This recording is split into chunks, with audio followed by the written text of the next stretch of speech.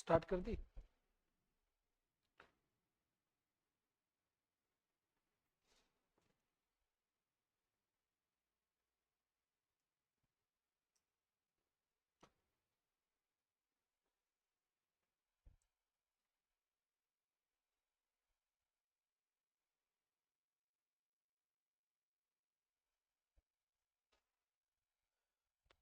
तो आज हम लोग फाउंडेशन में हमारा जो पेपर सेकंड है यूपीएससी मेंस का, उसके अंदर एक सब्जेक्ट है पॉलिटी, राज व्यवस्था।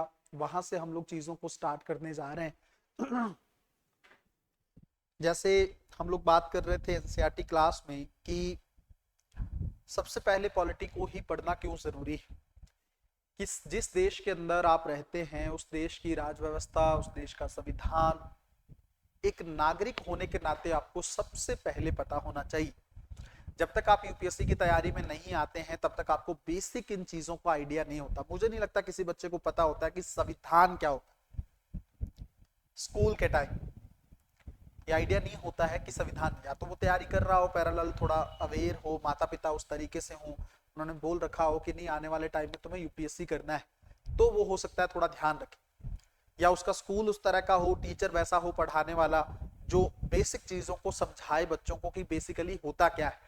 लेकिन संविधान वाली चीजें, मौलिक अधिकार वाली चीजें, प्रस्तावना, कानून, संसद, इसके हिस्से, राज्य विधानमंडल, राष्ट्रपति, राज्यपाल, आपातकालीन प्रावधान, इन सब चीजों से बच्चों का कोई लेना देना नहीं होता है। इसका मतलब बेसिक चीजों की कमी रहती है, आधार हमारा अच्छे से प्रिपेयर नहीं होता। जब आप यूपीएससी की तैयारी में आते हो तो सबसे पहले आपको कहा जाता है कि आपको क्या पढ़ना चाहिए, एनसीईआरटी पढ़ना चाहिए। एनसीईआरटी क्या करता है, बुनियाद को तैयार करता है। और एनसीईआरटी अगर आप पैरेलल टीचर के साथ पढ़ते हैं तो फिर तो सोने पे सुहागा है। आप क्लास में समझो, घर जाके उसी चैप्टर को रिवाइज करो, आपकी चीजें हो गई। क्योंकि अगर आप खुद से कर रहे हो चीजें, एनसीईआरटी को भी खुद से कर रहे हो, तो क्या इंपॉर्टेंट है क्या इंपॉर्टेंट नहीं है, किस चीज पे ध्यान देना है किस पे नहीं देना, ये कौन बताएगा। समझे कि नहीं। तो बेस तैयार करने के लिए आप कुछ किताबें जो स्कूल में पढ़ाई जाती हैं उनको पढ़ते हो दोबारा। एनसीईआरटी किताबें तो स्कूल की किताबें है ना, 6th standard, 7th 8th 9th, ये सब पढ़ते हो। उससे आपका बेस तैयार करवाया जाता है ताकि आसान भाषा में आपको चीजें समझ में आए। अब पॉलिटी आप पढ़ लेते हो ना जिस देश की, तभी फिर उस देश के बारे में आपको बाकी चीजें ज्यादा आसानी से समझ में आती है। जैसे इकोनॉमिक्स क्या है, अर्थव्यवस्था क्या है, ज्योग्राफी क्या है, भूगोल क्या है। हालांकि होने के लिए तैयारी किसी भी सब्जेक्ट से हो सकती है, लेकिन मेरे हिसाब से सबसे आसान जो सब्जेक्ट माना जाता है वो कौन सा है, पॉलिटी। पॉलिटी की रेलिवेंस क्या है, जैसे मैंने आपको बताया कि 2024 में पॉलिटी से 18 सवाल पूछे गए हैं। इसका मतलब 36 नंबर का पेपर इसमें से। और आप लोग हैरान होंगे कि लास्ट ईयर का cut off 75,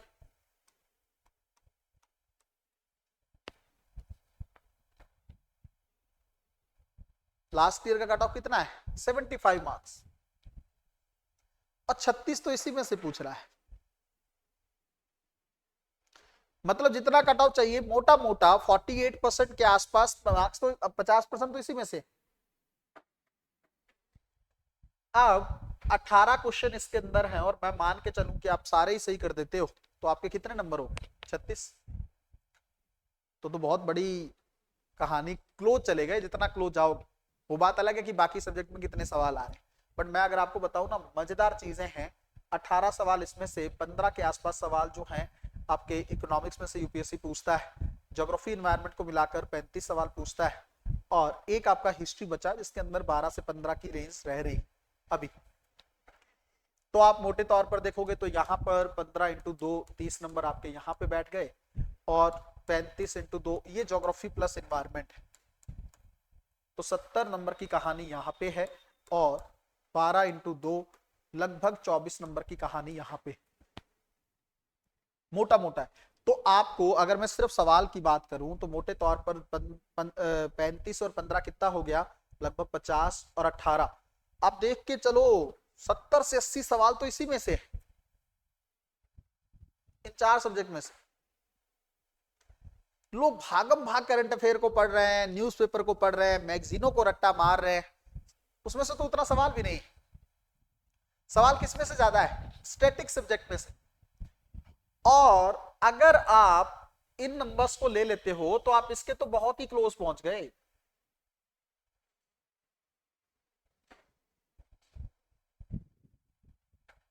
official cut off है, मैं थोड़ी बोल रहा हूं। 75 कट ऑफ किया है पिछले, मतलब 200 में से आपको मेंस में जाने के लिए, उन 13,000 बच्चों में आने के लिए जो प्रीलिम्स क्वालिफाई करते हैं, आपको कितने नंबर चाहिए 200 में से? लगभग 75। इस बार कट ऑफ पड़ेगा, चलो मान लिया, पर मेरे हिसाब से अभी जो पैटर्न चल रहा है उसमें 100 नंबर सेफर जोन है। अगर आपके 100 मार्क्स बन रहे हैं ना तो आप 100% मेंस लिख रहे हैं, इसका मतलब आपको 50% मार्क्स चाहिए। 200 में से 100 कितना हुआ? 50%। और 50% तो सेफर जोन है, उतना तो चाहिए भी नहीं। मतलब आप 40% मार्क्स अगर ले लेते हो, 80 नंबर भी, तब भी आप क्या कर रहे हो? मीन्स लिख रहे हो, कुछ भी नहीं। और 2 सब्जेक्ट या 3 सब्जेक्ट अच्छे से कर लो तो आपका काम हो। और मैं अगर आपको कहूँ ना, आप 2 ही सब्जेक्ट कर लो बस, एक एनवायरमेंट ज्योग्राफी और प्लस पॉलिटी, आपका खेल हो, आप क्वालिफाई कर गए यूपीएससी। प्रीलिम्स क्वालिफाई कर गए, मेंस के लिए तो देखो खेल होना है, बट पहला तो चरण क्वालिफाई होगा ना। अब दूसरी चीज ये, मेंस के अंदर पॉलिटी का क्या रेलिवेंस है? मैंने आपको बताया कि 8 से 10 सवाल सीधे पॉलिटी और गवर्नेंस से पूछे जाते हैं, कई बार 12 भी हो जाते हैं। बहुत अच्छा खासा सेगमेंट है, मतलब 250 नंबर के पेपर में लगभग 130 से 40 नंबर का पेपर किसमें से पूछा जाता है? पॉलिटिक्स, कई बार इससे भी ज्यादा। उस हिसाब से तो पॉलिटी काफी इंपॉर्टेंट है। और मैं जब भी, चाहे क्रैश कोर्स करें, चाहे फाउंडेशन करें, कुछ भी कराएं, मैं बच्चों को कहता हूं आप ना 3 से 4 सब्जेक्ट में 90% की एक्यूरेसी ले आओ, तो आपको कोई नहीं रोक सकता है यूपीएससी। उसमें एक सब्जेक्ट कौन सा है? पॉलिटी, क्योंकि इसमें 90% एक्यूरेसी लाई जा सकती, मतलब 1-2 सवाल गलत हो सकते हैं, बाकी सब सही होंगे। और कुछ बच्चे तो ऐसे हैं जो 100% सही करेंगे अगर उन्होंने थोड़ा ध्यान ज्यादा रखा है क्लास में। 100%। 18 सवाल आ रहे, 18 के 18 से कुछ है ही नहीं सवालों। क्रैश कोर्स में मैंने वो सारे सवाल डिस्कस किए हैं, क्या पूछा है 2024 के प्रीलिम्स। बेसिक क्वेश्चन, ज्यादा गहराई में नहीं पूछा गया है। बात आपके क्लास में मेंटल स्टेट जो है ना, वो बहुत मैटर करता है। आप क्लास में कितना फोकस होके बैठे हो, या फिर सिर्फ देख गौर से रहे हो सर को और दिमाग कहीं और। कई लोग ना बड़े दिमाग से चलते हैं, वो कहते हैं कि सर को इतना सीरियस दिखना चाहिए ना मैं, कि सर को डाउट ही ना हो कि यार ये बंदा तो मेरे को ही देख रहा है, ये तो बहुत सीरियस है। और दिमाग में उसमें स्नैपचैट कि रिप्लाई आ गया होगा कि नहीं आया होगा, अब क्लास के बाद कब जाना है, क्या करना है, घर पे क्या हो रहा होगा, कल शाम मौसम बड़ा अच्छा हो गया था, आज भी होगा कि नहीं होगा, गर्मी बढ़ रही है, कैसे डील किया जाएगा जीवन को, ये सब चलता रहता है। सच में कह रहा हूं मैं। अच्छा, आप में से पता नहीं कितने लोग धार्मिक होंगे, जो होगा थोड़ा बहुत, या कभी भी आप मंदिर जाते होगे, मस्जिद, गुरुद्वारे, जहां पे भी आप जाते हो, वहां बैठते हो तो आप देखोगे ना कि 1-2 मिनट बाद आपका ध्यान टूट जाता है। 1-2 मिनट तो रहता है, जाके हम घंटी भी बजाते हैं, शिवलिंग पे जल भी चढ़ाते हैं, लेकिन 1-2 मिनट के बाद फिर चलो चलो चलो नहीं लगता है ना धार्मिक मन। खास करके युवा एज में तो बिल्कुल। सत्संग में जाते हो? नहीं जाते ना। पिताजी जाते हैं आपके, वो भी नहीं जाते होंगे मुझे लगता है, मदर जाती होंगी। लेडीज ज्यादातर संगीत में बैठती हैं, वो बेचारी मंदिर में लगी। युवा एज में बंदे का मन नहीं लगता है वहां। क्यों? क्योंकि मन टिकता नहीं है ना। मन को टिकाना ही तो सबसे बड़ी चीज है। एक लाइन आती है कि मन के जीते जीत, मन के हारे हार। कई बार न्यूज आती है, कई बार न्यूज आती है कि ये बंदा ना बोरवेल में गिर गया, बच्चा कोई गिर गया, या कोई बोरवेल समझते हो, कुआं टाइप का, उसके अंदर गिर गया, बट उसने हार नहीं मानी। कई तो होते हैं कि 2 ही घंटे में मर गए, कईयों को 48 घंटे के बाद भी जिंदा निकाल लिया जाता है। मेंटल स्टेट की बात कर रहा हूं मैं। मन को अगर ये कह दिया ना कि ये एग्जाम मैं निकाल सकता हूं या सकती हूं, तो निकल जाएगा। अगर मन में ही डर बना रहा ना कि यार यूपीएससी पता नहीं क्या है, मेरे जैसे लोगों के लिए है ही नहीं, तो फिर नहीं निकलेगा ये। बड़ी सिंपल सी बात है ये, इस चीज को लेकर मन को समझाने की जरूरत। मेंटल स्टेट, मैं आपको ना एक बहुत इंपॉर्टेंट चीज बता रहा हूं, ध्यान से समझिएगा। अभी यूपीएससी का प्रीलिम्स होने वाला है अगले महीने। सिर्फ वो लोग क्वालिफाई करेंगे जिनका मेंटल स्टेट बहुत स्ट्रॉन्ग। मैं लिख के दे रहा हूं आपको ये बात, चाहे कितना पढ़े, चाहे कितना किताबों को उल्टा लिया, तैयारी तो चलो होनी ही चाहिए। अब मैं ये नहीं कह रहा कि गधे के जाके बिठा दोगे वही पेपर निकाल दे।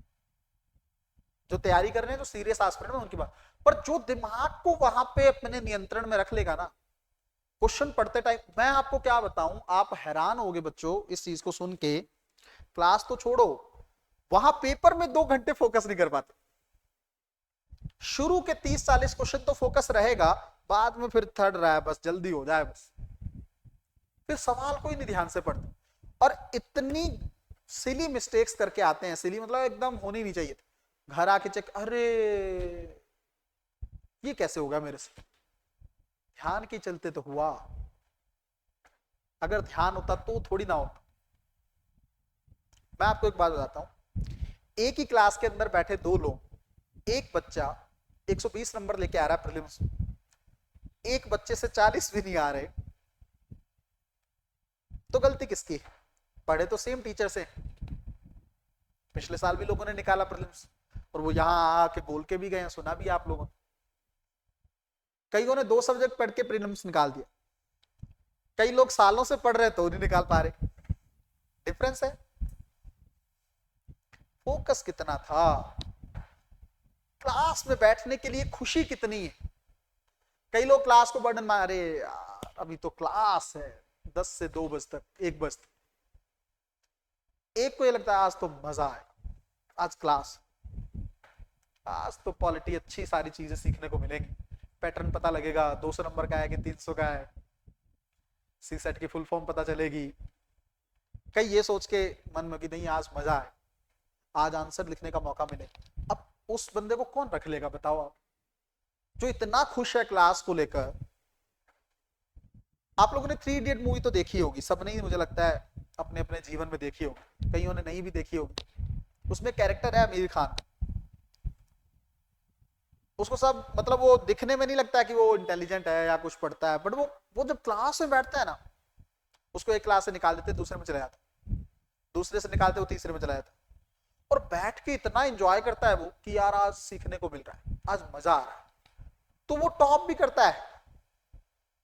सब हैरान हो जाते हैं कि यार ये तो बड़ा निकम्मा था, ये टॉप कैसे कर रहा है। सोच के देखो आप, जो बच्चा क्लास को बहुत सिंसियर तरीके से डील करता है उसके मार्क्स भी ज्यादा आते हैं, और जो क्लास में सिर्फ दिखता सीरियस है तो उसको प्रॉब्लम आती है। अच्छा, ये जो अटेंशन है ये आपको 100% एक्यूरेसी तक पहुंचा सकती है। मैं आपको कह रहा था कि 25 मई को एग्जाम होने वाला है, आपको पता है डिफरेंट डिफरेंट लोग मुझे मिलने आएंगे। अभी सब क्या है, कमरों में बंद हो गए, 1 महीना है ना। क्रैश कोर्स में लगभग 27 बच्चे हैं प्रीलिम्स के क्रैश कोर्स में, लेकिन अभी सब घरों में कैद है। क्यों कैद है पता है? अब बस जान लगा देनी, लास्ट टाइम, लास्ट मोमेंट। बहुत अच्छी बात, अब लास्ट मोमेंट हो जाएगा, 1 महीना अपना पूरा कर करा के आएंगे, पर वो 2 घंटे खेल बदलेंगे। जिसने उन 2 घंटे में अपने आप को पेशेंट, कैसे खेल होगा पता है? बताता हूं। पेपर में बैठे, आपको पता है ना इतना कि पेपर के 4 सेक्शन होते हैं, नहीं पता है? ABCD पेपर का होता है सीरीज का, मतलब आप 4 लोग बैठे हो जैसे, है ना। पहले पे जो बैठा है उसको, पहले वाले को A सीरीज मिलेगी पेपर की, दूसरे वाले को B, तीसरे को C और चौथे को D। अब क्या कहोगे, चारों का पेपर अलग अलग है? पेपर, क्वेश्चन तो सेम है, पेपर अलग अलग है। कैसे? आपको मिलेगा पेपर 1 से लेकर 100 तक, दूसरे को भी 1 से 100 मिलेगा, लेकिन उसका पेपर शुरू होगा 26वें क्वेश्चन से। उस आपका जो पहला क्वेश्चन है उसका जो 26वां क्वेश्चन होगा वो पहला क्वेश्चन होगा, आपका जो 26वां है वो उसका पहला होगा। मतलब आपको 1 से 100 मिलेगा। इसीलिए यूपीएससी आंसर की भी ए सीरीज की जारी करती, बी की नहीं करती, वो देख लो अपने आप। तो ए का अगर आप देखोगे ए बी सी डी हालांकि वो दे देते हैं, लेकिन अगर पेपर आप देखोगे अपलोड करती है यूपीएससी, वो ए सीरीज का ही करती है, मैच कर लो अपने अकॉर्डिंग। अब क्या है, ए नंबर का 1 नंबर से क्वेश्चन शुरू हो रहा है, 100 तक चल रहा है। बी वाले का क्वेश्चन जो इसका जो 25-26वां क्वेश्चन होगा वो उसका क्या होगा, पहला। और जो तीसरे पे बैठा है ना, इसका जो 51 क्वेश्चन होगा ना वो उसका क्या होगा, पहला। और जो चौथे पे बैठा है इसका जो 76 क्वेश्चन होगा वो उसका क्या होगा, पहला। ताकि आपस में नकल ही ना कर। ये अगर पीछे वाले से पूछे कि भाई 25वें का बता, तो कोई और ही सवाल होगा। सवाल या तो बताना पड़ेगा, तब जाके नकल हो सकती है, वरना नहीं हो सकती। इसलिए 4 सीरीज में पेपर को बांट दिया जाता है। अब समझो अब खेल कैसे हो। जैसे ये भाई साहब बैठे हैं, तो इनको पहले से स्टार्ट है, तो मान लो यूपीएससी ने पॉलिटी से शुरू किया। जिसका दूसरे का जो बी सीरीज शुरू हो रही है उसके अंदर पहला सेगमेंट साइंस एंड टेक का है, विज्ञान और प्रौद्योगिकी का है। जो तीसरा वाला है उसका इकोनॉमिक्स से शुरू हो रहा है पेपर। चौथे वाले का हिस्ट्री से शुरू हो रहा है। अब ये तो बड़े खुश हैं क्यों, पॉलिटी पढ़ा था, पॉलिटी इजी है, पॉलिटी आ गया। और हो सकता है उस साल यूपीएससी क्या करता है ना, सब्जेक्ट में भी गेम करता है। किसी साल पॉलिटी आसान रहती है, किसी साल हिस्ट्री आसान रहती है, किसी साल इकोनॉमी आसान रहती है, ऐसे चलता है। अब मान लो इसकी किस्मत अच्छी थी, पॉलिटी से ही पेपर शुरू हुआ और पॉलिटी पूछ भी इजी लिया उसने, ज्यादा दिमाग वाला नहीं। तो ये भाई साहब तो 18 सवाल करते करते एकदम फूले ना समाएंगे, कॉन्फिडेंस आ जाएगा, मजा आ गया यार, जो पढ़ा था वो सब आ गया। दूसरे पे जो बैठा है वो साइंस टेक से शुरू है उसका खेल, चाहे उसने साइंस टेक पढ़ रखा है, बट उसके अंदर कॉन्फिडेंस नहीं है साइंस टेक को लेकर। और साइंस टेक के सवाल आए 12 और उसको 12 में से एक भी नहीं आ रहा है। उसकी कंडीशन कैसी होगी, पेपर दोनों के पास सेम है लेकिन कंडीशन बदल गई। यार 1 साल पापा से और पैसा मांगना पड़ेगा, 1 साल और बेरोजगार रहना पड़ेगा।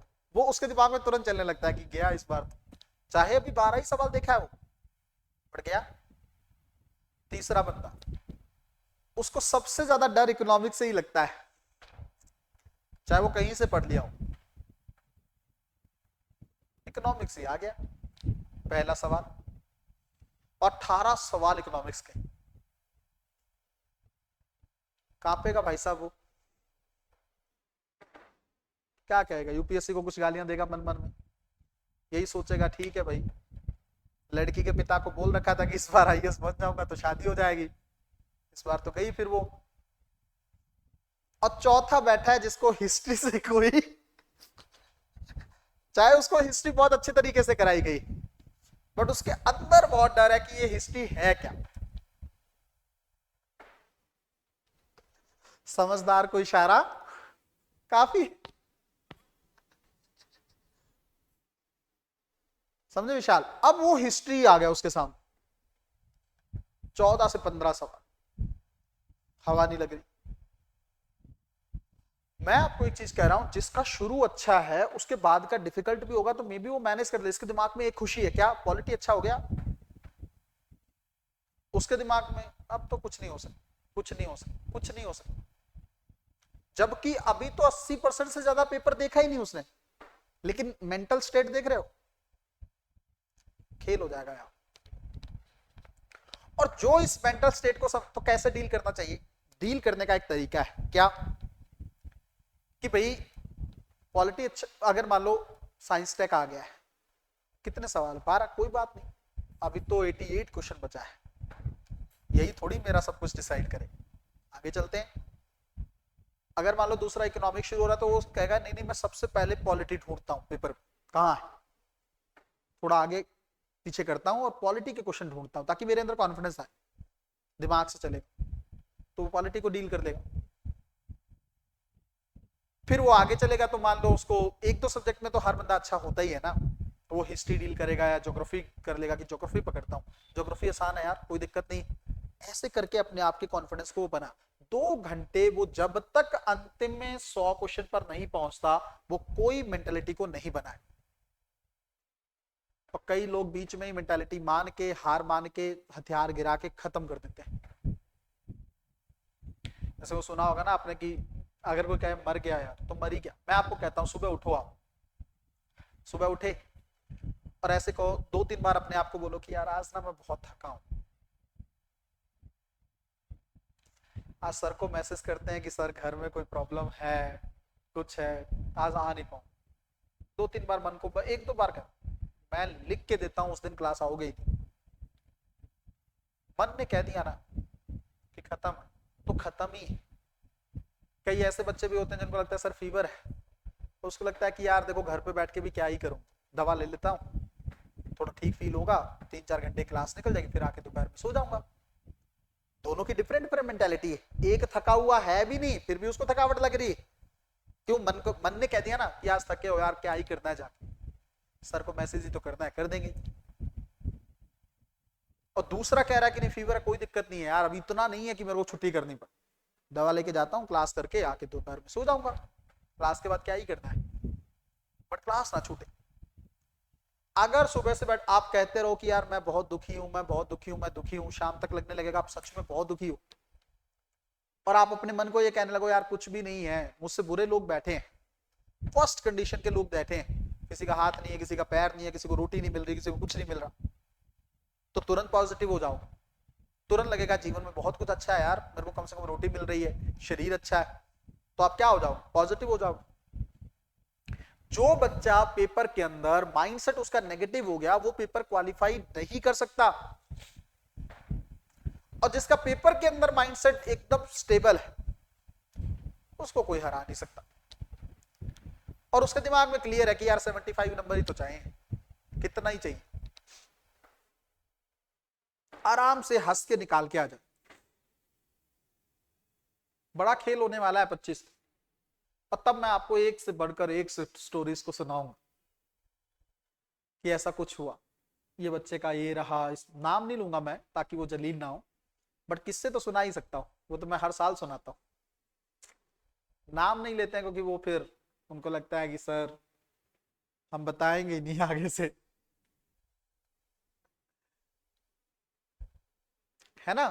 तो कई तो मजबूर होते, बताना ही पड़ेगा, क्योंकि सॉर्ट आउट कैसे होगा अगर आप सर को ही नहीं बताओगे, तो फिर आपका चीजों का उद्धार कैसे हो। और कई ये कहते हैं इस कंडीशन में बता, सारा क्लास में मत जिक्र करिएगा, इसलिए बता देते हैं। तो मैं तो वैसे ही कहता हूँ कि नाम तो मैं किसी बच्चे का लेता ही नहीं। घर में इज्जत हो ना हो, लेकिन यहाँ रहनी चाहिए, क्लास में इज्जत बनी रहनी चाहिए, बच्चों को ऐसा लगता है। वरना इज्जत क्या है, जब आईएएस बन जाओगे तो कहने की जरूरत नहीं पड़ेगी, इतनी बन जाए। लेकिन वो कहते हैं अरे सर हमारी तो इंसल्ट हो गई, बेइज्जती हो गई, ठीक है, बट किससे बड़े मजेदार सुनने को मिलेंगे आप 25 मई के बाद, एक से बढ़कर एक निकल के आएंगे। कईयों का निकल जाएगा, कईयों का नहीं निकलेगा, कईयों को दिक्कत होगी, और यही सब चीजें जो मैं आपको बता रहा हूँ, इसी के चलते उनको प्रॉब्लम होने वाली। समझे आप कहानी? तो इसको ऐसे डील करना है पॉलिटी को लेकर। अब दूसरी चीज ये है कि पॉलिटी में यूपीएससी बेसिकली क्या पूछता है, हमें उसको किस तरीके से करना है और कैसे हम लोग करने वाले हैं। पहली चीज तो ये है कि हम कोशिश करेंगे कि 35 से 40 क्लास में हमारा सिलेबस हो जाए। हर सब्जेक्ट को हम इतना ही समय देने वाले हैं, इससे ज्यादा समय देने की कोशिश हम लोग नहीं करें। आपको कि इसमें हो जाएगा, बहुत अच्छे से हो जाएगा, एकदम निश्चिंत होके हो जाएगा, कोई प्रॉब्लम नहीं। कितने सवाल बोले मैंने? 8 से 10 सवाल, तो बहुत अच्छे तरीके से डील कर लो। दूसरा पूछता क्या है, सब कुछ बेसिक से स्टार्ट करेंगे। ऐतिहासिक पृष्ठभूमि क्या थी भारतीय संविधान की, क्या होता है संविधान, उसकी विशेषताएं क्या है, धीरे धीरे बढ़ते संविधान के जो हिस्से हैं, जैसे प्रस्तावना संविधान का एक हिस्सा है, नागरिकता के कुछ प्रावधान किए गए हैं, उसी तरीके से मौलिक अधिकार है, डीपीएसपी है ना, राज्य के नीति निर्देशक तत्व बोलते हैं, मौलिक कर्तव्य हैं। ये पूरा सेगमेंट पढ़ते हुए हम लोग आगे जो संघवाद वाला सेगमेंट है, केंद्र और राज्य के बीच में किस तरह के संबंध हैं, या संसद वाला सेगमेंट है, विधानमंडल वाला सेगमेंट है, या स्थानीय स्तर की जो सरकारें उस पर किस तरह का शासन चलता है, कैसे चीजें होती हैं, वो हम लोग देखेंगे। तीसरी चीज जो सबसे इंपॉर्टेंट है, चाहे वो नोट्स की बात हो चाहे क्लास में डिस्कशन, दोनों में ही आपको लेवल मैं यूपीएससी के स्तर पर ही रखूंगा। मतलब कोशिश रहेगी कि भाषा आसान हो बट लेवल डाउन ना हो। भाषा तो आसान करनी पड़ेगी क्योंकि समझ में नहीं आती है चीज। एक किताब आती है डीडी बसु की, भारत का संविधान। अगर आप उस किताब को पढ़ लेंगे तो जीवन में आप शायद ही कुछ और पढ़ें, क्योंकि उसकी भाषा बहुत डिफिकल्ट है। आपका पढ़ाई पर से भरोसा भी उठ सकता है। आप जीवन में सन्यासी भी बन सकते हो, आप घर बार छोड़ के निकल भी सकते हो सकता है आप कहीं चले जाओ जीवन में और लौट के भी ना आओ। नहीं करूंगा, कभी नहीं करूंगा यूपीएससी। इतनी डिफिकल्ट लैंग्वेज है उस किताब अच्छी है क्योंकि इतने बड़े स्तर पर लिखी गई, लेकिन भाषा, जैसे वो एक मीम चलता है ना, कई बार आपने सुना, कहना क्या चाहते हो, सुना है ना आपने वो, वही चीज आप उस किताब को पढ़ के कहो, कहना क्या चाहते हो डीडी बसु साहब, समझ में नहीं आ रही कहानी। भाषा बहुत मैटर करती। हम उसको इतना आसान भाषा में पढ़ेंगे ना पॉलिटी को, ताकि आपको दिक्कत ना हो, लिखेंगे भी आसान भाषा में। तीसरी चीज, आंसर राइटिंग पैरेलल चलेगी। आज जो टॉपिक हम लोग करेंगे कल उस पर हम लोग आंसर राइटिंग लास्ट में 10 मिनट करेंगे। तो आप लोग पैरेलल एक आंसर राइटिंग की कॉपी लेके रखो भाई, जिसके अंदर साइड से चीजें छूटी होती है ना, वो आती है आंसर राइटिंग की कॉपी मिल जाएगी नीचे। आप मीन्स के लिए इधर से थोड़ा जगह स्पेस छोड़ा होता है, इधर से छोड़ा होता है, और आंसर राइटिंग के लिए ही होती है स्पेशल। वो कॉपी आप पैरेलल लेके रखो ताकि डेली आंसर राइटिंग उसी के अंदर हो। उसके अंदर भी आंसर कैसे लिखना है वो बेसिक चीजें मैं आप लोगों को एक कल थोड़ा लिखने से पहले समझा दूं कि आंसर में कैसे लिखना है और क्या करना है। कुछ भी नहीं आगा ना तब भी लिखना है। और आंसर लिखने का सबसे बेहतर तरीका ये है कि जो आज पढ़ा है उसको अच्छे से पढ़ के आओ, ताकि आपका रिवीजन हो। अब तक तो जो को कर लिया है ना, कि पढ़े चाहे ना पढ़े, घर पे जाके फेंक दिया रजिस्टर। बट अब पढ़ना पड़ेगा क्योंकि अगले दिन उसी में से क्या करना है, आप आंसर लिखना है। थोड़ा प्रेशर झेल लोगे ना, जैसे अभी बोला ना, कई भागते हैं, अरे यार आंसर राइटिंग ऑनलाइन ही कर लेते हैं ताकि आंसर राइटिंग का स्यापा ही ना हो। किसका क्या जाएगा, अपना ही नुकसान करोगे। अगर प्रेशर ही नहीं झेलोगे तो फिर चीजें होंगी कैसे। सामने बैठ के अगर आंसर लिख नहीं सकते तो फिर कमरे में बैठ के क्या लिख लोगे। लिख लिया जिन्होंने कमरों में लिखना था, कमरे में बैठ के अगर तैयारी होती होती तो बात ही क्या थी। होती है लास्ट टाइम पे जब आपकी तैयारी हो जाए, प्रॉपर हो जाए, फिर रिवीजन के लिए एक आध महीना बैठ जाओ, वो उतना समझ में आता है। बाकी क्लास का टाइम जो है वो आपको क्लास के अंदर ही बैठ के प्रेशर को डील करके सब सर के सामने लिखना चाहिए। और क्लास के अंदर अगर जलील भी होना पड़े तो हो, वही जलालत आपके अंदर एफिशिएंसी लेकर आएगी। अगले दिन और अच्छे से पढ़ के आओ। यार सर जो है क्लास में बोलेंगे, इससे अच्छा थोड़ा अच्छे से पढ़ ही लेते हैं, बढ़िया रहेगा ना। वो प्रेशर के साथ चीजें हो जाएंगी। और पैरेलल अगर 35 से 40 क्लास है तो कम से कम 40 आंसर ऐसे लिख लोगे जो मेरे से चेक करवा लोगे सीधे। बाद में तो टेस्ट सीरीज वगैरह में वो चीजें रहती हैं कि वो टीचर से चीजें नहीं हो पाती, लेकिन पहले अगर आप कर लोगे तो वो चीजें आपकी पैरेलल इधर से चेक हो जाएंगी। समझ में आई कहानी। तो इसको इस तरीके से हम लोग करेंगे। जो कंटेंट मैं आपको लिखवाऊंगा उसमें से आपके दोनों चीजें डील होंगी, चाहे वो प्रीलिम्स का हो चाहे वो मेंस एग्जामिनेशन। कुछ भी उससे बाहर देखने को आपको नहीं मिलेगा। अच्छे से लिखना है, अच्छे से पढ़ना है, अच्छे से रिवाइज करना है चीजों को, ताकि आपका कम से कम एक सब्जेक्ट बहुत अच्छे से तैयार हो जाए, पॉलिटी। इसके बाद हम लोग इकोनॉमिक्स को शुरू करेंगे। पॉलिटी और इकोनॉमिक्स बहुत अच्छे तरीके से हम लोग करेंगे ताकि आपका प्रीलिम्स लगभग श्योरिटी के लेवल पे पहुंच जाए। पिछले साल जिन बच्चों ने प्रीलिम्स निकाला था वो 2 ही सब्जेक्ट से निकाल ले गए थे।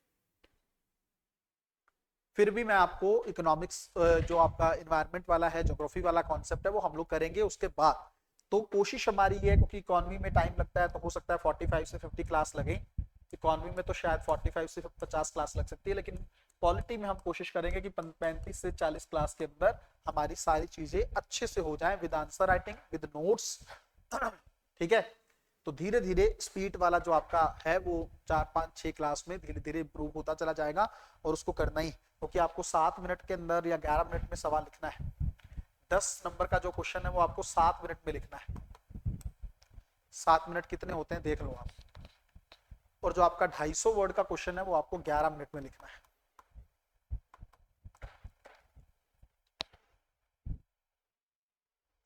11 मिनट कितने होते हैं देख लो। 250 मतलब 2.5 पेज लिखना है आपको 11 मिनट, समझना भी है और दिखना भी है। और लोग हैं मेंटरशिप में, बच्चे हैं वो 8-8 मिनट में 7-8 मिनट में लिख देते हैं। प्रैक्टिस इतनी हो चुकी, तो आपको भी करना है, भागना नहीं है। शुरू में हो सकता है 20 मिनट में लिखा जाए, शुरू में हो सकता है 22 मिनट लगे, 20 मिनट लगे, 18 मिनट लगे, 15 लगे, लेकिन धीरे धीरे अपने आप को हमें 12 से 10 मिनट तक लेके आना है, ताकि हमारी आंसर राइटिंग में हमें प्रॉब्लम ना हो। ठीक है भाई। अब पहला सेगमेंट हम लोग स्टार्ट करते हैं, इसको किस तरीके से चीजों को देखना है। अब देखो, सबसे पहला जो शब्द है वो हम लोग देखते हैं संविधान।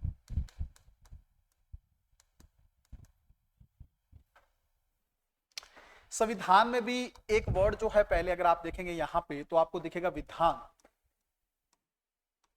और विधान को आसान भाषा में बोलते हैं कानून। ठीक है, कानून क्या होता है भाई?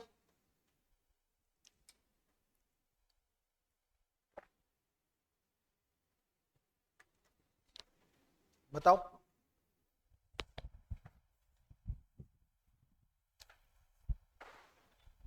क्या होता है कानून? चलो मैं उससे भी थोड़ा चीजें आसान करता हूं आपके लिए। आप देखो थोड़ा, देखो मैंने आपको कहा कि हम पॉलिटी पढ़ रहे हैं, क्यों पहली बार पॉलिटी को ही करना चाहिए, समझेगा। अब देखो, जैसे मान लो ना, एक कॉन्सेप्ट आता है राज्य का, जिसको आप इंग्लिश में बोलते हो स्टेट। ठीक है, अब ये, इसका क्या मतलब है? इसका मतलब ये है कि कुछ लोग मिले, जैसे आप लोग, कुछ लोगों का एक ग्रुप है, वो लोग मिले, उन लोगों ने कहा कि हमारा एक देश होना चाहिए,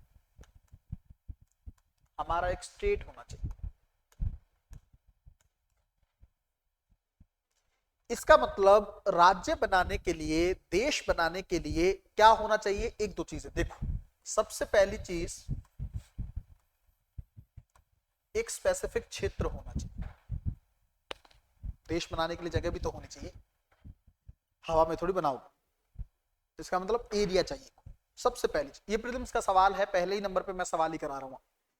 प्रीलिम्स में पूछा गया था स्टेट बनने के लिए क्या चाहिए, एनसीईआरटी में क्या होना चाहिए? एक क्षेत्र होना चाहिए। दूसरा, आप क्षेत्र में पशु पक्षियों को तो रखोगे नहीं, क्या होनी चाहिए?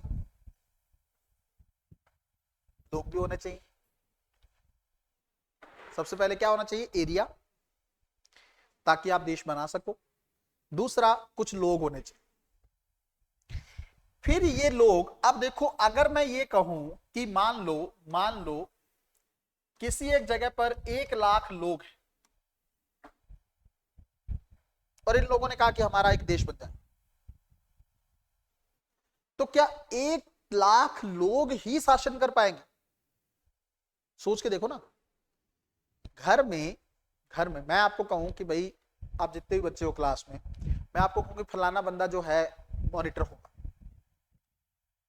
तो हो सकता है एक बंदे का अगर मैं नाम कर दूं कि कल से तुम जो है क्लास, जैसे स्कूल में आप लोग रहे होंगे तो आप लोगों ने देखा होगा कि भाई एक बंदे को मॉनिटर बना दिया जाता था, तो वो बंदा क्लास में चीजों को डील करता था। अगर कोई शोर मचा रहा है तो उसका नाम लिख देता था, या टीचर को कंप्लेन कर देता था। बट अगर मैं कहूँ कि क्लास के सब लोग मॉनिटर है, एज ए क्लास टीचर मैं बोल के चला जाऊं कि सबके सब मॉनिटर है, तो क्या होगा? एक दूसरे के बाल नोच रहे होंगे, यही होगा। अच्छा तू मेरे को बताएगा, अच्छा तू मेरे को बता, लड़कियां भी सब आपस में लगी होंगी कि बैठ जा चुप करके, मैं मॉनिटर हूं। बोली सर ने तो बोला सब मॉनिटर है, इसका मतलब ऐसे तो काम नहीं चल सकता। एक बंदे का नाम कर देंगे, मजबूरी है, अब सर बोल के गए तो वो बंदा मॉनिटरिंग करेगा। इसका मतलब ग्रुप्स ऑफ पीपल, कुछ 4-5 लोग, 10 लोग, 50 लोग इस 1 लाख पर शासन करें, ये बात तो बन जाएगी, ये तो समझ में आता है। बट 1 लाख का 1 लाख लोग शासन करें, ये समझ की कहानी बाहर के लड़ पड़ेंगे आपस में। इसीलिए तीसरी कंडीशन है कि इनकी आपस में एक संगठित सरकार होनी चाहिए। यही प्रीलिम्स में यूपीएससी ने पूछा था स्टेट बनने के लिए क्या चाहिए? एक क्षेत्र,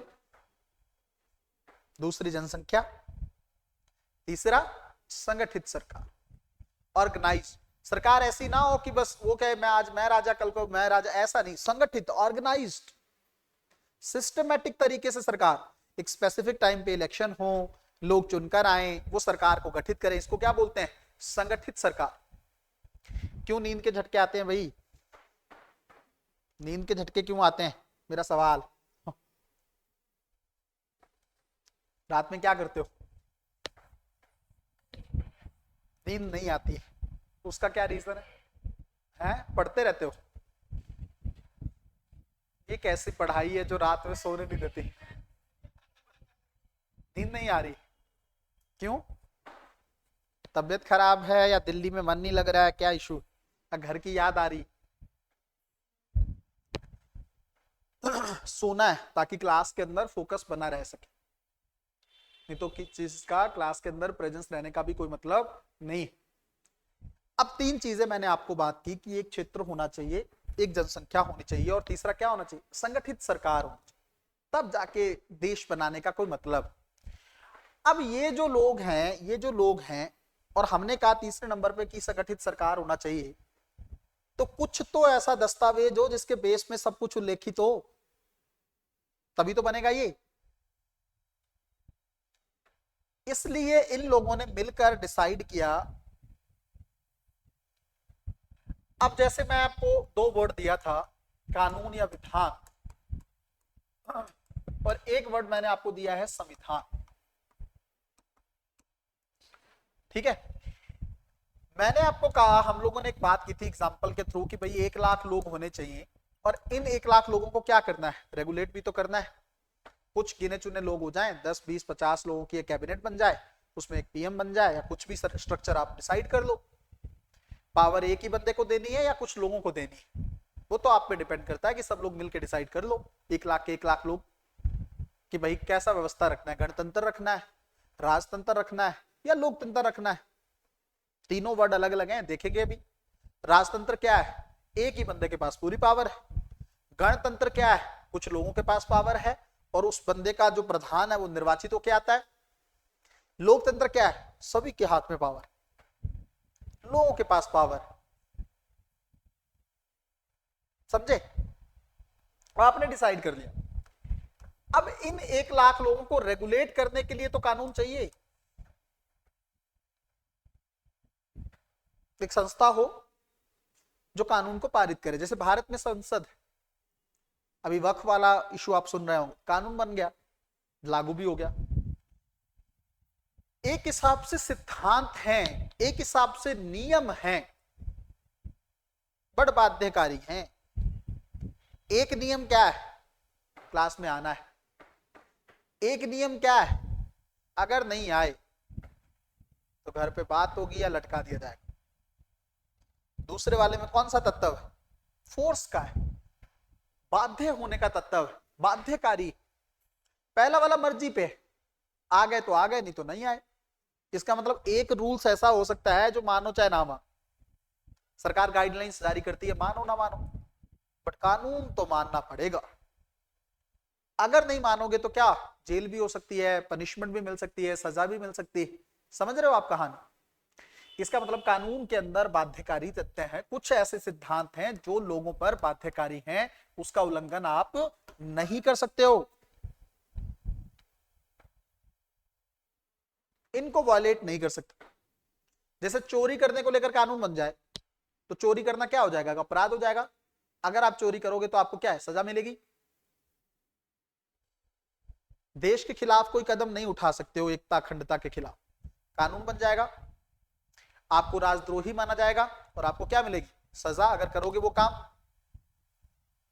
पब्लिक ऑर्डर को भंग नहीं करना है, सार्वजनिक व्यवस्था जो चल रहा है सब कुछ चलने देना है। रास्ते में लेट के सड़क पे विद्रोह विरोध प्रदर्शन नहीं करना है, गाड़ियों के सामने लेट जाओ, लोगों को मारने लगो, ये सब नहीं करना है। क्या है? कानून है। अगर करोगे तो क्या होगा? जेल।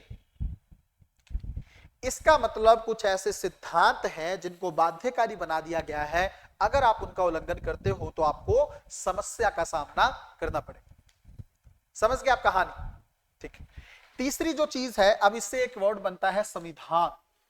पहली बात तो नाम बड़ा है उसी का, इसका मतलब कोई बड़ी चीज होगी, कानून से ऊपर होगा, बट इसके नाम के अंदर ही विधान है तो ये खुद भी तो एक कानून होगा। इसका मतलब सिद्धांतों का एक ढांचा होगा, खुद भी एक कानून होगा, और किसी देश की सर्वोच्च विधि मान सकते हो आप। किसी देश का सबसे सुप्रीम कानून संविधान, किसी देश का सबसे बड़ा दस्तावेज संविधान, किसी देश के सबसे बड़े सिद्धांत संविधान। आसान भाषा में, कौन से सिद्धांत? जिससे उस देश का शासन चला सके। ऐसे सिद्धांत जिससे किसी देश का शासन चलता हो उसको क्या बोलेंगे? संविधान। ऐसे नियम या सिद्धांत, आसान भाषा में, जिससे किसी देश का शासन चलाया जा सके उसको क्या बोला जाएगा? संविधान। और खुद संविधान एक क्या है? विधि है। इसको ये भी कहते हैं कि शक्ति का मानचित्र है। मानचित्र मतलब मैप है। अब इस संविधान के अंदर क्या क्या होता है और ये संविधान करता क्या है? बेसिकली एक वर्ड है जो प्रीलिम्स में 4 बार पूछा गया है, उसको बोलते हैं संविधानवाद। एक शब्द आया संविधानवाद, एक शब्द आया संविधान की मुख्य विशेषता, एक वर्ड आया संवैधानिक सरकार। 3 बार प्रीलिम्स में सवाल आया, चौथी बार आ गया मुझे लगता है 2024 में। पिछले 5 सालों में 4 बार एक सवाल आया हो और उसका मतलब एक हो। कितनी मजेदार बात होगी। पीछे ही पड़ गया यूपीएससी इसके, तो फिर इसी को समझ लेते हैं।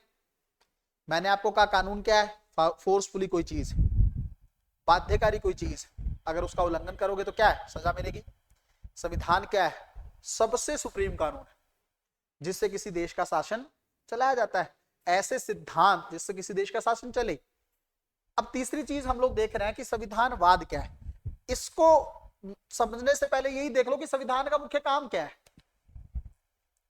संविधान का मुख्य काम यह है कि जो सरकार बनेगी उसकी सीमाओं को तय कर दिया जाए। जैसे मैं आपकी सीमा तय कर दूं, मान कि इस टाइम पीरियड से इस टाइम पीरियड आप क्लास में आओगे, उसके बाद आप मुझे सीधे घर दिखने चाहिए। आपके पिताजी, आपके मदर, जो भी हैं पेरेंट्स, आपकी सीमाएं तय करते हैं। किस टाइम क्लास आना है, उसके बाद घर रहना है, किसी फंक्शन में नहीं जाना, ज्यादा दोस्तों से नहीं मिलना, सोशल मीडिया नहीं चलाना, फोन का मिसयूज नहीं करना है। करते हैं ना घर में माता पिता, छोटे टाइम में करते हैं, बड़े टाइम में आप करने लगते हो, फिर सुनते नहीं हो आप माँ बाप की। होता है ना, छोटे टाइम पे तो माँ बाप की बात सुनते हो आप, बड़े होने पे कहाँ सुनते हो। रजाई में मुंह करके और अंदर चैटिंग चल रही होती है।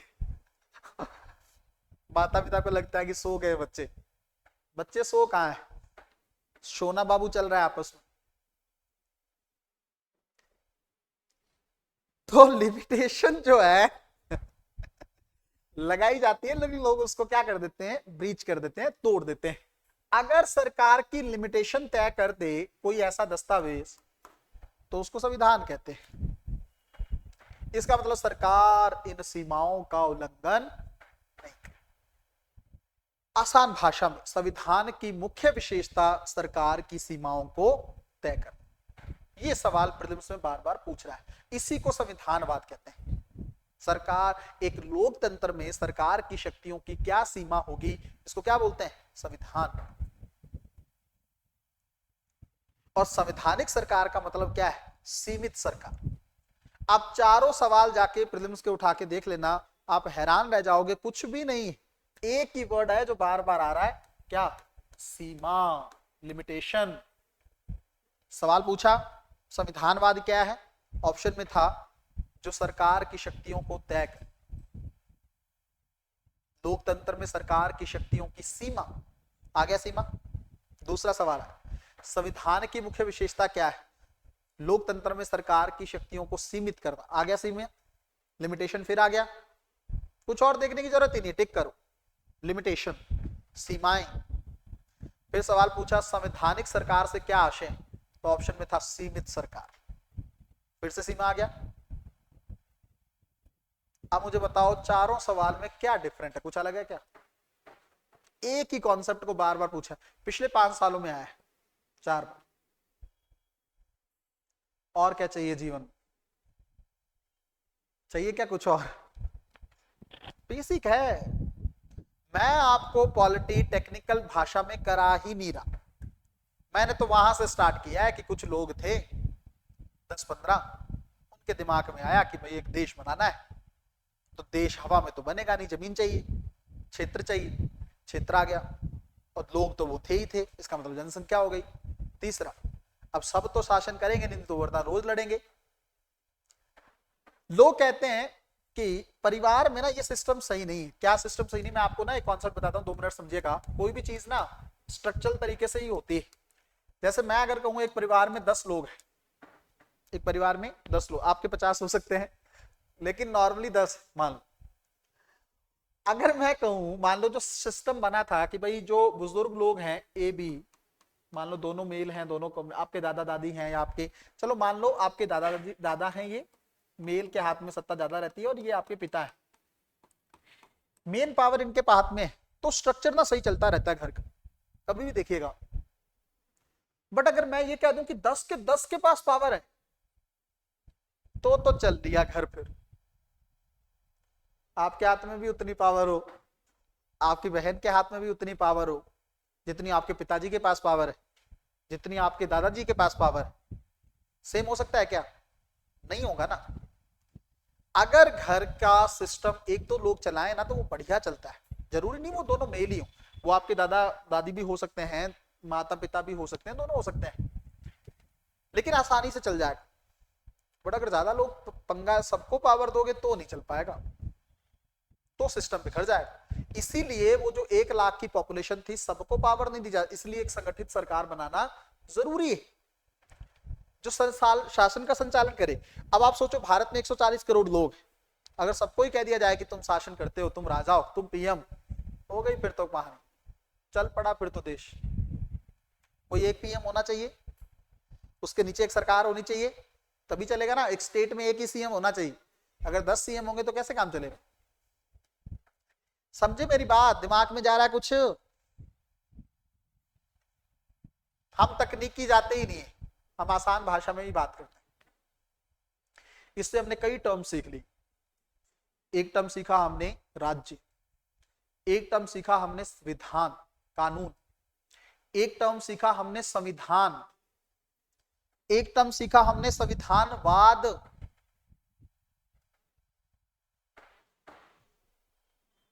कितनी सारी चीजें सीख ली। अब ये संविधान क्यों चाहिए? जैसे मैंने आपको कहा, एक तो सरकार की शक्तियों की सीमा बनाएगा, फिर ये इसके अंदर कुछ चीजें होंगी कि भाई किसी भी सरकार का गठन कैसा हो। देखो अब ये संविधान है ना, ये डिपेंड करता है लोग इसको कितनी पावर देते हैं।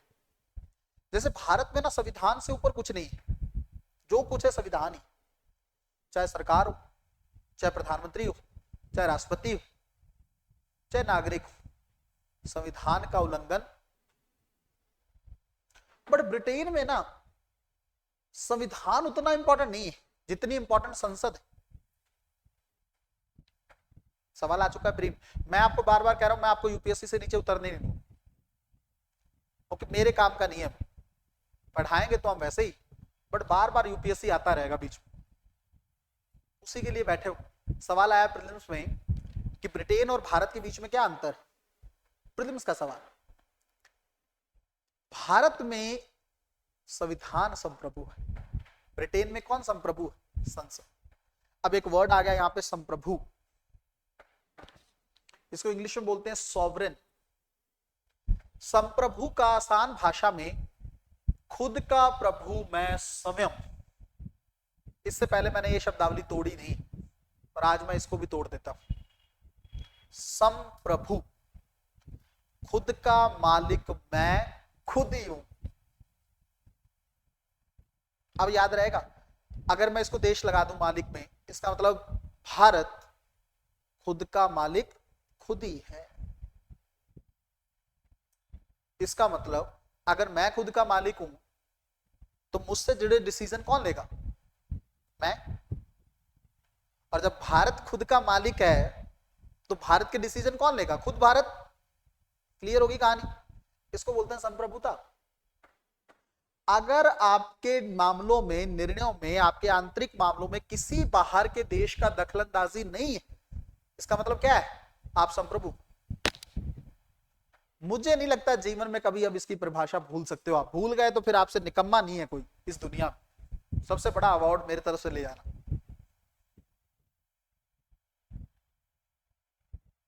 जब शब्द ही टूट गया तो फिर बचा क्या? संप्रभु, संयम का प्रभु। इसका मतलब संप्रभु की बात हमने की कि वहां पे संप्रभु है संसद। संसद संप्रभु है, इसका मतलब क्या है? जो संसद करेगी वही सही है। और भारत में क्या है? संविधान संप्रभु है, इसका मतलब जो संविधान करेगा वो सही। ब्रिटेन का अंतर पूछा। हम संविधान से बाहर नहीं जा सकते, वहां पे संविधान से बाहर जा सकते हैं वो, संसद से बाहर नहीं जा सकते। और भी अंतर है, बाद में डिस्कस करेंगे जब हम डिफरेंस पढ़े, पर मैं अभी आपको वो चीजें बता रहा हूं जो आपको समझ में आ जाए। अब ये सब कैसे तय होता है कि कौन संप्रभु होगा कौन? ये भी लोग ही तय करते हैं। कुछ कुछ प्रणालियां हैं, वो भी जल्दी से देख लो। जैसे एक प्रणाली है राजतंत्र। ये जो शब्द है ना तंत्र, इसको हिंदी में बोलते हैं सिस्टम।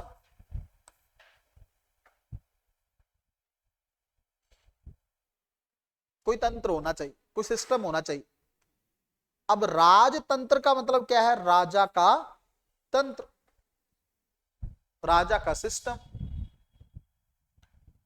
अब राजा का सिस्टम का क्या मतलब है? जो राजा करेगा वो सही होगा। एक बंदे के पास सारी पावर कर देंगे हम। पहले राजतंत्र ही चलता था भारत, पता है ना, बहुत सारे राजा रहे, इतिहास में पढ़ते हैं। एग्जाम्पल के तौर, अशोक एक राजा था, चंद्रगुप्त मौर्य उससे पहले एक महान राजा था। जो पावर थी राजा के पास थी। अब ठीक है, थोड़ा बहुत परिषद बना लेते थे, कैबिनेट बना लेते थे, वो बात अलग है, लेकिन पावर कौन रहती थी? राजा के पास। राजा ही डिसीजन लेता था सब तरह के। राजा ही सबसे बड़ा सेनापति होता था। न्याय करने का काम भी कौन? राजा ही करता था। किसी को लटकाना है, किसी को मरवाना है, कुछ भी करना है, कौन कर रहा है? राजा ही कर रहा है। पॉइंट समझ रहे हो? मतलब ज्यादा पावर राजा, एक ही बंदे के हाथ में पावर है, राजा के हाथ, उसको बोलते हैं राजतंत्र, राजा का तंत्र। एक टर्म और है जिसको हम बोलते हैं गणतंत्र।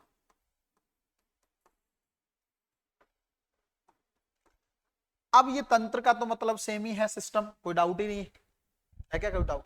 ऐसा थोड़ी तंत्र यहां लगेगा तो कुछ अलग मतलब हो जाएगा, यहां लगेगा तो कुछ अलग मतलब हो जाएगा। मतलब तो सेम ही रहा है।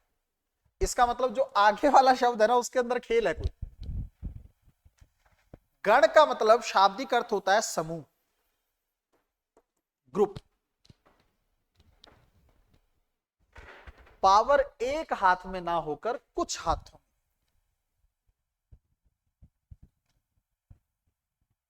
लेकिन फिर भी गण का कोई प्रमुख तो होना चाहिए, और वो जो प्रमुख होगा ना गण का, ये निर्वाचित होगा। यहां पे गेम थी क्या? यहां पे आनुवंशिक तरीके से चल रहा है। राजा का बेटा राजा, उसका बेटा फिर राजा, फिर उसका बेटा फिर राजा। ये क्या? कोई चुनाव नहीं, कुछ नहीं, हमारा ये जो है, मैं राजा, मेरा बेटा राजा, फिर उसका बेटा राजा, फिर उसका बेटा राजा, ऐसे राजा हो। कोई इलेक्शन नहीं, कुछ नहीं, एक ही बंदे के हाथ में सारी पावर रहेगी, बात खत्म। इसको बोलते हैं राजतंत्र। पर गणतंत्र में क्या है? पावर कुछ लोगों के हाथों में रहेगी, 4-5 लोग हो सकते हैं, लेकिन उसमें भी एक बंदा वो राजा के तौर पर चुनेंगे और उसको क्या करेंगे? निर्वाचित करेंगे। इसमें क्या हो रहा था? ऊपर वाले में क्या था? आनुवंशिक था। इसमें क्या हो रहा है? ये तो डिफरेंस समझते हो ना, आनुवंशिक का बता दिया मैंने। बेटा ही राजा बनता चला जा रहा है, और उसमें क्या हो रहा है, निर्वाचन हो रहा है, इलेक्शन हो रहा है। एक टर्म और है जो इससे जुड़ी हुई, लोकतंत्र। इसका मतलब, इसमें भी तंत्र का मतलब तो सेम ही होगा, पर लोक का मतलब क्या है, लोग, सत्ता लोगों के हाथ में रहेगी। लोग, अब उसमें क्या हो रहा था, गण निर्वाचित कर रहे हैं या कैसे कर रहे हैं, इसमें क्या हो रहा है, जनता निर्वाचित कर रही है। हमारा राजा कौन होगा। 5 साल में इलेक्शन होते हैं भारत में, राजा सेम भी रह सकता है, बदल भी सकता है। जनता जिसको चाहेगी वही पीएम बनेगा, जनता जिसको चाहेगी वही सीएम बनेगा। वो बात अलग है, इलेक्शन में हेर फेर हो जाए तो पता नहीं कुछ, बट लोकतंत्र तो यही कहा जाता है कि सही। जैसे मैं भारत का एग्जांपल ना देके मैं अमेरिका को एग्जांपल देता हूं, वहां पे डेमोक्रेसी बड़ी खतरनाक लेवल की, वहां नहीं हेर फेर हो सकती कहीं भी किसी मामले। मैं ऐसा नहीं कह रहा कि भारत में होती है, मान लो भारत में आरोप लगते हैं, वहां आरोप भी नहीं लग सकते। इतना ट्रांसपेरेंसी है, जिसको जनता चाहेगी वही वहां पे बनेगा। डेमोक्रेसी का मतलब तो यही। 3 वर्ड आए, पहला क्लियर है, दूसरा गणतंत्र क्लियर है, तीसरा लोकतंत्र। 100% क्लियर है या अभी भी कोई डाउट, समझ में आ रहा है? ठीक है, थोड़ा लिख लो। अब लिखो इसके अंदर संविधान, लिखो इसके अंदर संविधान मूलभूत सिद्धांतों का एक निकाय है। संविधान मूलभूत सिद्धांतों का एक निकाय है,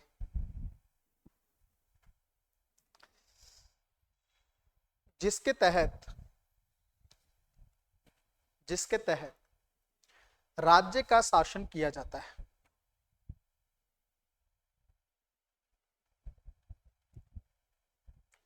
मूलभूत सिद्धांतों का एक निकाय है जिसके तहत राज्य का शासन किया जाता है। अन्य शब्दों में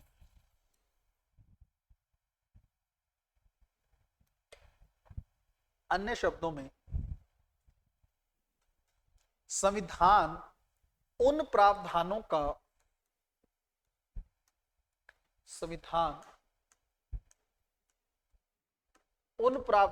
समुच्चय है, उन प्रावधानों का समुच्चय है जिसके आधार पर किसी देश का शासन चलाया जाता है, जिसके आधार पर किसी देश का शासन चलाया जाता है।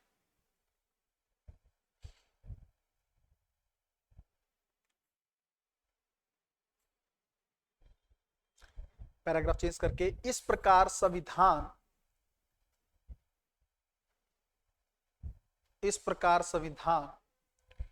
देश का सर्वोच्च कानून है।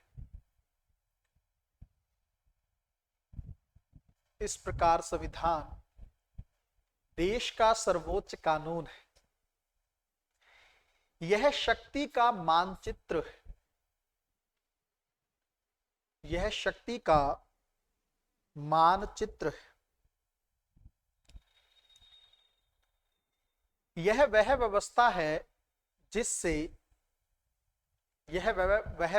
है जिससे किसी देश में सार्वजनिक जीवन का संचालन, जिससे किसी देश में सार्वजनिक जीवन का संचालन किया जाता है। सार्वजनिक जीवन का संचालन किया जाता है। फिर से पैराग्राफ चेंज करेंगे। संविधान किसी राष्ट्र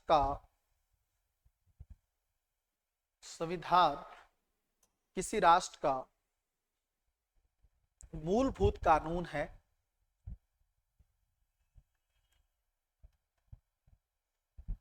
किसी राष्ट्र का मूलभूत कानून है जो समाज की आकांक्षाओं और लक्ष्यों को पूरा करता है, जो समाज की आकांक्षाओं और लक्ष्यों को पूरा करता है।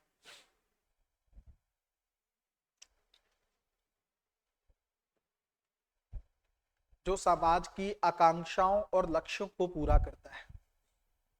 यह एक व्यापक रूपरेखा है। यह एक व्यापक रूपरेखा है जिसके भीतर रहकर कोई व्यक्ति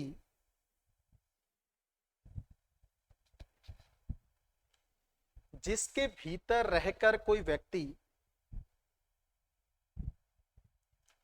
अपनी स्वतंत्रता का आनंद लेते हुए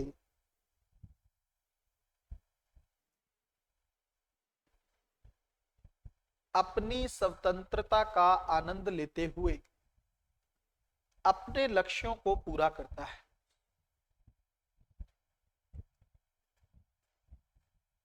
अपनी स्वतंत्रता का आनंद लेते हुए अपने लक्ष्यों को पूरा करता है। यह उन मूल्यों को परिभाषित करता है।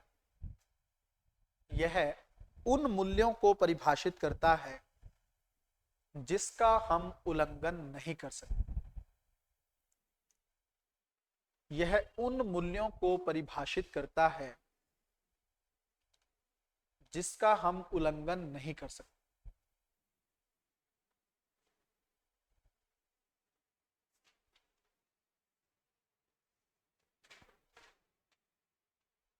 ठीक है जी।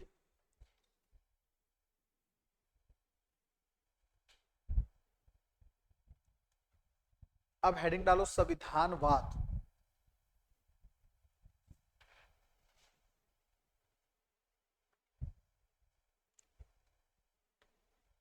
ठीक है, इसमें लिखो,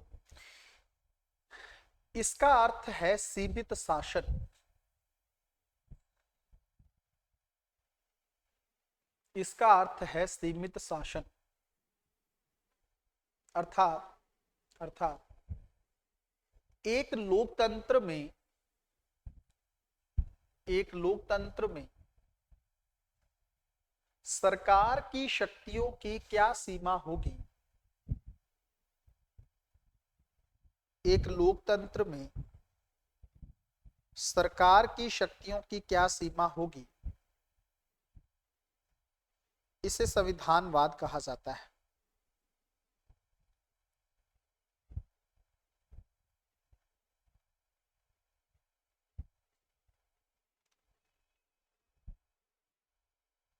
इसे संविधानवाद कहा जाता है।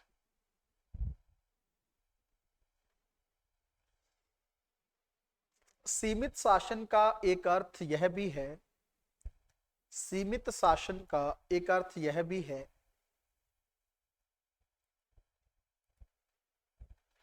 कि इसमें मनमाने शासन का अभाव,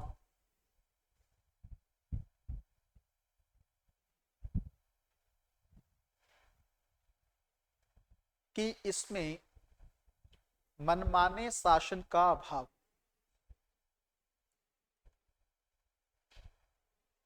पैराग्राफ चेंज करके, संविधान से ही यह निर्धारित किया जाता है, संविधान से ही यह निर्धारित किया जाता है कि सरकार का गठन कैसे होगा, सरकार का गठन कैसे होगा, कौमा सरकार की संरचना क्या होगी,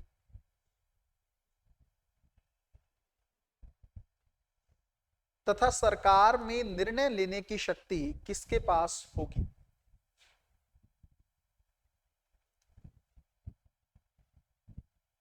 तथा सरकार में निर्णय लेने की शक्ति किसके पास होगी आदि।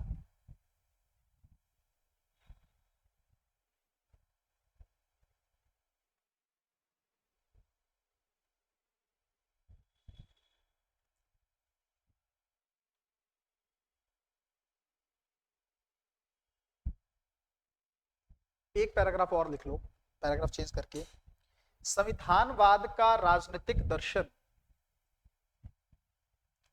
संविधानवाद का राजनीतिक दर्शन इस विचार पर आधारित है, इस विचार पर आधारित है कि सरकार को शक्ति लोगों से प्राप्त होती है, कि सरकार को शक्ति लोगों से प्राप्त होती है।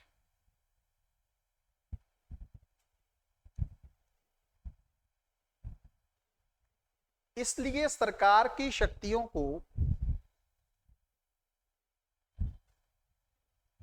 इसलिए सरकार की शक्तियों को संविधान के द्वारा सीमित किया जाना चाहिए।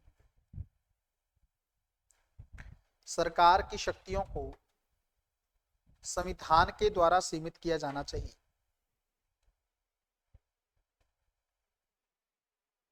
संविधान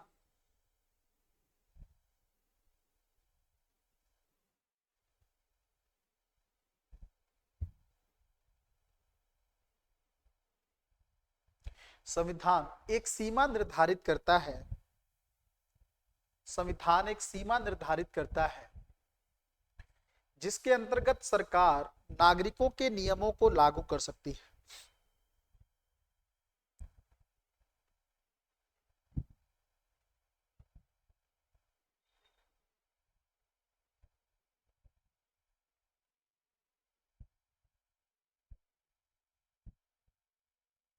जिसके अंतर्गत सरकार नागरिकों के नियमों को लागू कर सकती है,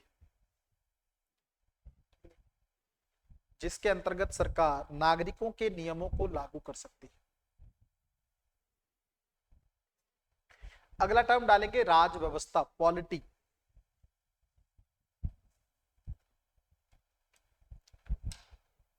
इसमें लिखो राज व्यवस्था संविधान का अनुप्रयोग है।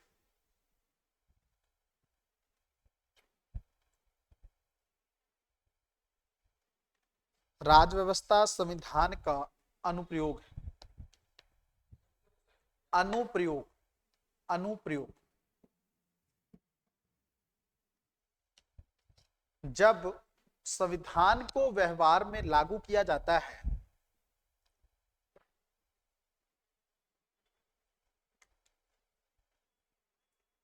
जब संविधान को व्यवहार में लागू किया जाता है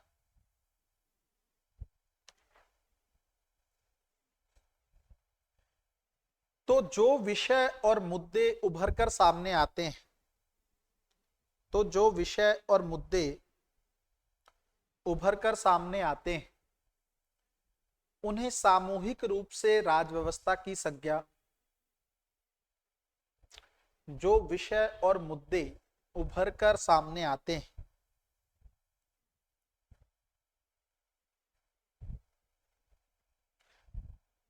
उभर कर सामने आते हैं उन्हें सामूहिक रूप से, उन्हें सामूहिक रूप से राज व्यवस्था की संज्ञा दी जाती है।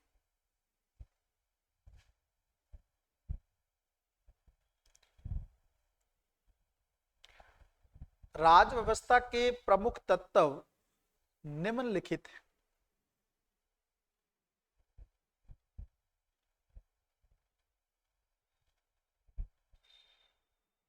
राज व्यवस्था के प्रमुख तत्व निम्नलिखित हैं।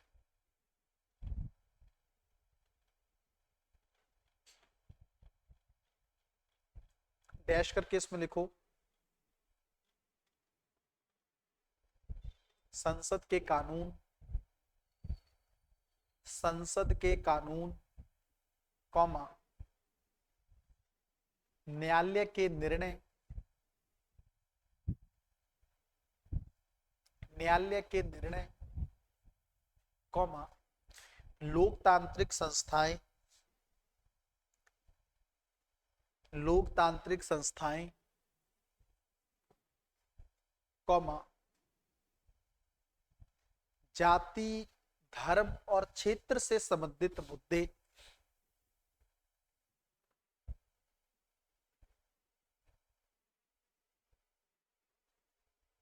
जाति धर्म, उसी के बाद बोल रहे हैं, लोकतांत्रिक संस्थाएं कौमा जाति धर्म और क्षेत्र से संबंधित मुद्दे और राजनीति में उनकी भूमिका। क्षेत्र से संबंधित मुद्दे और राजनीति में उनकी भूमिका आदि।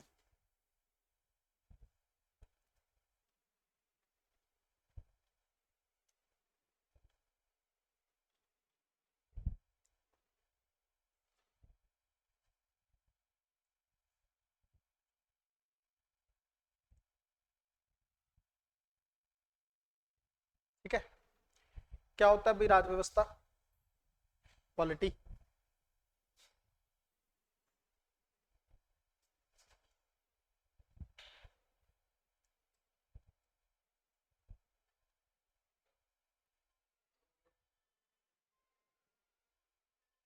किसका फोन बज रहा है भाई?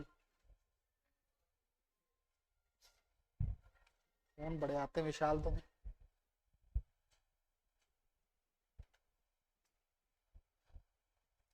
आप समझो कि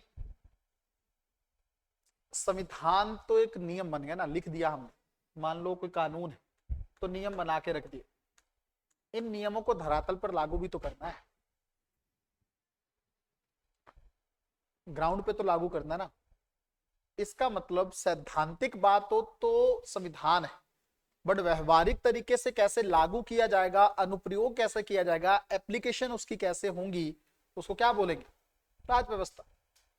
और जब हम इन नियमों को, अब देखो इन नियमों को लागू करना है, नियम बन गए कि भाई किसी भी तरीके से कि राजतंत्र है, लोकतंत्र है, लोकतांत्रिक संस्थाएं हैं, अब इन नियमों को लागू करने के लिए स्ट्रक्चर भी तो चाहिए भाई। पीएम आपने बना दिया, पीएम की बात सुनने के लिए भी तो चाहिए कोई, पीएम खुद थोड़ी काम करता फिरेगा। आपने सीएम बना दिया, सीएम के नीचे भी तो स्ट्रक्चर चाहिए। ये जो धरातल पर सारा काम होगा ना, इसको क्या बोलते हैं, पॉलिटी, राज व्यवस्था। एक वर्ड और आएगा पॉलिटिक्स, उसको बोलते हैं राजनीति। पॉलिटिक्स तो आप समझते हो, ये जो बीजेपी करती है, कांग्रेस करती है, आम आदमी पार्टी करती है, क्या पॉलिटिक्स, नीतियों के साथ कुछ ना कुछ गेम करते रहते हैं ये लोग, पॉलिसीज के साथ। हम अगर बन जाएंगे तो हम आपको ये देंगे, ये इनका एजेंडा होता है, घोषणा पत्र भी बोलते हैं इसको। फिर कोई धर्म पे राजनीति करता है, कोई मुद्दों पे राजनीति करता है, कोई इतिहास पे राजनीति करता है, कोई अर्थव्यवस्था पे राजनीति करता है, कोई जाति पे राजनीति करता है, कोई लिंग व्यवस्था पर राजनीति करता है, करते हैं ना। केजरीवाल कहता है स्कूल होने चाहिए, स्वास्थ्य होना चाहिए, बीजेपी कहती नहीं धर्म ज्यादा इंपॉर्टेंट है, हिंदू खतरे में है, विकास पे ध्यान देना है। बसपा जैसी पार्टी कहती है, भारतीय समाजवादी पार्टी जो है मायावती की, वो कहती दलितों के साथ बहुत अन्याय हो रहा है, उनके अधिकारों को लेकर बात करनी, स्पेसिफिक हो गए कम्युनिटी को लेकर, क्या पॉलिटिक्स। कोई इतिहास में छेड़खानी करके राजनीति करते हैं, कोई कहता है कि ये वाला राजा ज्यादा अच्छा था, ये बुरा था, मुगल राजा बुरे थे, राजपूत अच्छे थे, हो गया ना। इसका मतलब पॉलिटिक्स वर्ड आपने सुना होगा, जो पॉलिटिक्स की जाती है। राज व्यवस्था पॉलिटी, जब भी कभी राज व्यवस्था वर्ड आए, इसका मतलब प्रैक्टिकल इंप्लीमेंटेशन की बात हो रही है, व्यवहारिक क्रियान्वयन की बात हो रही। सिद्धांत लिख देने से काम नहीं चलेगा, उसको ग्राउंड पे लागू भी करना है। बातें लिख देने से काम नहीं चलेगा, उसको क्या करना हो, क्रियान्वित भी करना हो। कई लोग यूपीएससी के लिए प्लान बना लेते हैं, आज से 10 घंटे पढ़ना है, और लिख के लगा देते हैं दीवार, जिस जहां टेबल होती है ना स्टडी टेबल, उसको सामने लगाते हैं टाइम टेबल फॉर यूपीएससी। और कई लोग कहते हैं नहीं यार टाइम टेबल में ना मजा नहीं आ रहा, फिर लिखते हैं strict time table for UPSC. कई लोग अंश से लोग लग जाते हैं dangerous time table for UPSC, unbelievable time table for UPSC, कठोर। लिखते क्या है, सुबह 7 बजे से उठकर पढ़ना है, अलार्म बज रहा है बंद करके सो गए। तो सबसे पहले तो सुबह वाला शेड्यूल टूट जाता है। 7 की बजाय 8 बजे उठ रहे हैं भाई साहब, 8 8:30 उठ रहे हैं। 7 से 9 पहला स्लॉट रखा था, 9 बजे तो बैठ ही रहा है पढ़ने। तो पहले दिन टाइम टेबल बना दिया 12 घंटे का, 12 घंटे पढ़ना है, बस छोड़ना नहीं है। 8 ही महीने में यूपीएससी निकाल देना है। पहले दिन देखा कि 8 घंटे तो बहुत ज्यादा है, जिंदगी तो बहुत ज्यादा ही नर्क हो जा रही है इसके चलते। तो यार 12 घंटे, 12 घंटे तो बहुत ज्यादा है, तो 12 सही नहीं, 10 ठीक है। फाड़ के फेंक देता है, अगले दिन 10 घंटे का लगाता है। फिर लगता है 10 भी ज्यादा है, ये भी नहीं खत्म हो रहा है। नहीं नहीं नहीं नहीं, 8 ठीक रहेगा, ये सही मेरे हिसाब से। फाड़ के फेंक देता, फिर 8 का लगाता है, डिफरेंट डिफरेंट कलर में, लगना चाहिए कि कुछ कर रहा है लड़का। 2 टाइम टेबल फट चुके हैं अब तक। 8 जब करता है तो उस दिन किसी तरीके से कोशिश करता है, 4-5 घंटे पढ़ लेता है 8 घंटे का करके। तो यार शरीर ना आज थका थका सा है, मम्मी ध्यान दो, खाना वाना दो, मेरे को हो गया मेरा काम, आज मैंने बहुत मेहनत की। अगले दिन उसको लगता है 8 भी ज्यादा है। क्लास भी तो करता हूं, इस हिसाब से 3 घंटे 4 घंटे का सही, 3-4 घंटे का बना लेता है, 2 दिन फॉलो करता है।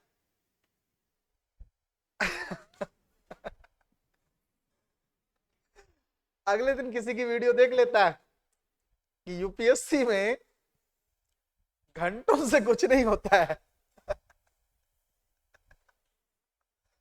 घंटों से कुछ नहीं होता है, जब मन करे तब पढ़ो, मन ना करे तो मत पढ़ो। ऐसे लोग हैं। पढ़ना आसान काम थोड़ी है, आसान है, मुश्किल है ना। फोकस चाहिए, ध्यान हटाना पड़ता है, कैसे होगा वो। उतना बनाओ जितना, छोटे से ज्यादा की तरफ जाना चाहिए, ज्यादा से कम की तरफ आओगे तो अपनी बेइज्जती होगी। छोटे पहले 1 घंटे का, 2 घंटे का, फिर 3 का, फिर 4 का, धीरे। अगर कोई बच्चा क्लास के बाद 5 घंटे भी फोकस से पढ़ लेता है ना, 5 घंटे, मैं कहता हूं 5 छोड़ो, 4 भी पढ़ लो, 3 ही पढ़ लो, कंप्लीट फोकस, तब भी यूपीएससी निकल जाए। और कई 12 बैठे हैं पर ध्यान है ही नहीं। अब लाइब्रेरियां भरी पड़ी हैं इस टाइम पे, कुछ तो एसी की वजह से जाते हैं, कुछ वाईफाई की वजह से जाते हैं, कुछ सोना बाबू के चक्कर में जाते हैं कि घर पे तो कोई दिखेगा नहीं, वहीं चलो शायद जीवन में कोई उद्धार हो जाए, हमसे भी कोई बात कर ले और फिर हम भी उस पर मर मिट जाएं। हमें तो बस एक मौका चाहिए, होता है ना लड़कों के साथ। नॉर्मली भी कोई बात कर लेना जीवन में तो उसको लगता है सब कुछ हो गया मेरे जीवन में, अब मैं ही हूं इसका राजा। 99% लोग, 98% लोग इस चीज से बाहर नहीं निकल पाते। अभी हम घर गए थे तो एक स्टूडेंट है आपके फाउंडेशन के ही, गगनदीप सिंह नाम है उनका, ऑप्शनल भी करते हैं वो, मिले मुझे वो, हालांकि तीसरी बार बोला उन्होंने तब समय निकल पाया। 2 बार पहले भी गया हूं तो बोला कि मिल नहीं पाया, मैं समय नहीं मिल पा रहा था, 2-3 दिन 4 दिन घर जाते हैं, उसमें बहुत सारे काम होते। फिर मैंने कहा देखते हैं, पर वो माना नहीं, सर मिलना ही है। मैंने कहा फिर स्टेशन पे आना था रात, मैंने कहा अगर आना होगा तो आ जाए। मैंने कहा 10 बजे आ जाओगे रात में? बोले आ जाएंगे। वो सच में मुझसे 10-15 मिनट पहले स्टेशन पे आ गया, और स्टेशन पे ट्रेन तकरीबन 20-25 मिनट, हाफ एन आवर रुकनी थी। मैंने कहा आ जाओ। मिलने आया, इतना सम्मान। और वो लड़का अगले साल इतना बेहतरीन रिजल्ट निकालेगा, क्योंकि उसका ऑप्शनल बहुत अच्छे से हो गया यहाँ से, हर चीज को फॉलो करता है वो। बड़ी अच्छी बातें बोल रहा था कि दो ध्यान नहीं होने चाहिए इंसान। ये बात मैंने कई बार क्लासेस में बोली। दो घोड़ों पे सवार इंसान गिरता है, या तो मन में पूरा ठान के आशिकी ही कर लो, छोड़ दो फिर पढ़ाई, या फिर पढ़ाई कर, क्योंकि दोनों तो नहीं हो पाएंगे। पढ़ाई और स्नैपचैट एक साथ नहीं चल सकता है। मतलब मेरा तो मानना ये, पढ़ाई और सोशल मीडिया एक साथ नहीं चल सकती। पढ़ाई और रिलेशनशिप एक साथ चलाना बड़ा मुश्किल है, या तो बड़ी मेच्योरिटी हो, दोनों एक दूसरे को समझते हो कि देखो संडे वाले दिन बात करेंगे, 6 दिन कोई डिस्कशन, 7वें दिन थोड़ा रिलैक्स माइंड से बातचीत करेंगे, और स्ट्रिक्टनेस हो कि नहीं उसी दिन बातचीत, या तो इस लेवल की अंडरस्टैंडिंग, वरना नहीं। या फिर वही कर लो, जब मन भर जाए उन सब चीजों से तब फिर तैयारी कर लो, और निकल जाने दो किसी और को, बन जाने दो किसी और को आईएएस, फिर पछताना बाद में बैठ के। आईएएस बन गए तो फिर तो पता नहीं जीवन में कोई कमी है नहीं, बट इधर रह गए तो फिर वो तो मिलना नहीं मिलना पता ही है, कुछ और भी नहीं मिलने वाला। आईएएस बन गए तो लाइन लग जाएगी हर चीज। मुकाम हासिल हो गया तो सब कुछ मिल जाएगा, और मुकाम नहीं मिला ना तो कुछ भी नहीं मिले। इस चीज को समझे आप बात? तो फोकस करके एकदम डेडिकेशन के साथ पढ़ाई करनी है, क्लास करनी है तो फोकस, घर पे पढ़ना है तो फोकस। चाहे 3 घंटे ही पढ़ो, बाकी टाइम कर लो फन, पर 3 घंटे बहुत डेडिकेशन से पढ़ना है। कोई फोन नहीं, कोई कुछ नहीं, बंद करके अपने आप को बैठ जाना और बहुत अच्छे से पढ़ना है। एक एक वर्ड दिमाग में जाना चाहिए। चाहो तो 3 घंटे एक साथ ना पढ़ के 1.5 घंटे कर लो, एक घंटे करके कर। 1 घंटा पढ़ लिया फिर छोड़ दिया, 1 घंटा पढ़ लिया फिर छोड़ दिया, पर 4-5 घंटे ऐसे पढ़ो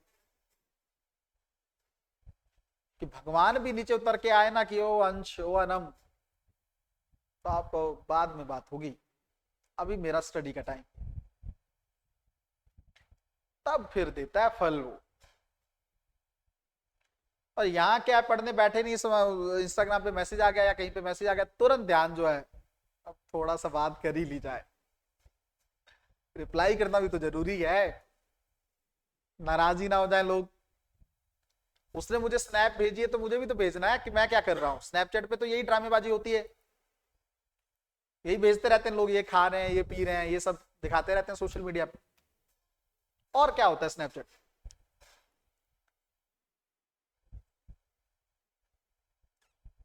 समझे? आज यहाँ पे रोकेंगे भाई, कल आगे कंटिन्यू करें। Thank you. कल पढ़ के आना भाई, इसमें से आंसर राइटिंग करवाएं। ठीक है, शुक्रिया।